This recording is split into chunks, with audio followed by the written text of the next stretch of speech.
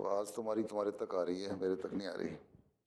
سوال یہ ہے کہ جو کوئی احمدی کے لیے جو جماعت سے دور رہتا ہے وہ یعنی اس کے جو آس پاس جو لوگ رہتے ہیں ان کے جو بد اثرات سے کیسے بچ سکتا ہے؟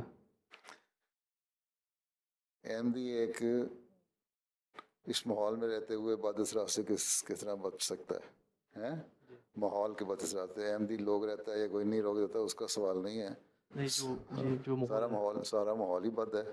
ٹھیک ہے، اگر بد اثرات صرف ماحول میں نہیں ہیں، بد اثرات تو تمہارے گھر میں ہیں، بد اثرات تو تمہارے ٹی وی پہ موجود ہیں، بد اثرات تمہارے سیل فون پہ موجود ہیں، بد اثرات تمہارے آئی پیڈ پہ موجود ہیں. ٹھیک ہے، تو ان سے بچو، غلط چیزیں نہ دیکھو، اور ان کے جو صحیح استعمال ہیں وہ کرو. دوستی اچھی لوگوں سے لگاؤ.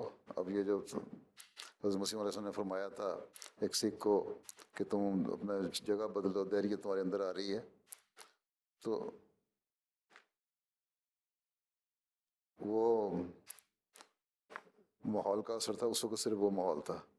اب یہاں تم لوگوں کو تو خود ایک کوشش کر کے اپنے دیکھنے ہوں گے. اگر تم اپنے سیل فونوں پہ اور آئی پیڈوں پہ اور ٹی ویوں پہ غلط قسم کے پروگرام دیکھتے ہو اور اپنی اس کے بجائے اچھی چیزیں دیکھنے کے بجائے وہ چیزیں دیکھتے ہو تو تمہارے بد اثرات قائم ہیں. تو یہ تو کوشش کرنے سے بچایا جائے گا. اور اس زمانے میں یہ بہت بڑی چیز ہے جس سے بچنا ایک انسان کے لیے. بہت زیادہ ٹیمپٹیشنز ہر جگہ موجود ہیں، ہر قدم پہ موجود ہیں. اس سے بچنا چاہیے. اور اس آخری زمانے میں جو قرآن شریف نے کہا نا جنت قریب کر دی جائے گی، میں سمجھتا ہوں اس کا ایک یہ مطلب بھی ہے. ان چیزوں سے بچو گے تو اس زمانے میں جتنی ٹیمپٹیشنز انسان کے لیے ہیں نا برائیوں کی طرف لے جانے والی، شاید ہی کبھی ہوئی ہوں. ان سے بچو گے تو اللہ تعالیٰ کا قرب حاصل کرو گے، اور قرب حاصل کرنے سے ہی جنت کے قریب ہوگے. بہت بڑی قربانیاں دینی پڑتی ہیں بعض دفعہ. قدم قدم پہ ٹیمپٹیشنز ہیں تمہارے لیے، ان سے بچنا ہے. اور خاص طور پر مربیان کو تو خاص طور پہ بچنا چاہیے. اس لیے بڑے سلیکٹڈ پروگرام دیکھو، پڑھنے کی عادت ڈالو. کتابیں، حضرت مسیح علیہ السلام کتابیں، اس زمانے میں لٹریچر ہے اس کو پڑھو، قرآن کریم پڑھو، غور کرو. پروگرام ٹی وی کے وہ دیکھو جو معلوماتی ہیں، علمی ہیں،